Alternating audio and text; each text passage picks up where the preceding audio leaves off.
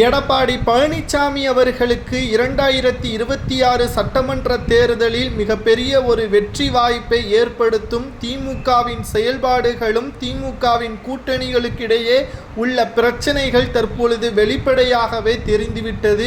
விடுதலை சிறுத்தைகளுக்கு தற்பொழுது 2 சீட்டுகள் மீண்டும் கொடுக்கப்பட்டால் நிச்சயமாக மோதல் ஏற்படும். ஏனென்றால் கூட்டமே இல்லாத காங்கிரசிற்கு 10 சீட்டுகள், பெரும் கூட்டத்தை கூட்டியுள்ள விடுதலை சிறுத்தைக்கு 2 சீட்டுகள் என்றால் நிச்சயம் திமுகவின் கூட்டணி உடையும். இது அதிமுகவிற்கு சாதகமாக மாறும்.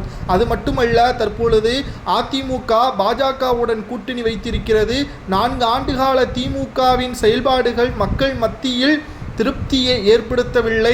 மக்களிடம் மிக மோசமான நிலைமையையும் தற்பொழுது உருவாக்கியுள்ளது. 2026 சட்டமன்ற தேர்தல் என்பது மக்களிடம் மிகப்பெரிய அளவிலான மாற்றத்தை ஏற்படுத்தக்கூடிய ஒரு தேர்தல்.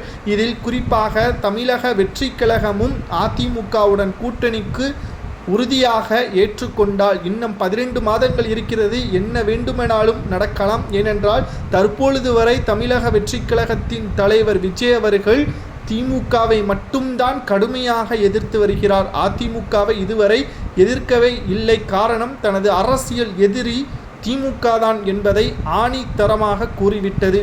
மேலும் அதிமுகவுடன் கூட்டணிக்கான பேச்சுவார்த்தை எடப்பாடி பழனிசாமி அவர்கள் அனுப்பிய போதும் கூட விஜய் அவர்கள் என்ன கூறினார் என்றால், சுமார் 70% தொகுதிகளையும் 2.5 ஆண்டுகள் துணை முதல்வர் பதவியும் 2.5 ஆண்டுகள் முதல்வர் பதவியும் எனக்கு கொடுக்க வேண்டும். அதாவது 2.5 ஆண்டுகள் மட்டும்தான் நீங்கள் முதல்வராக இருக்க வேண்டும்.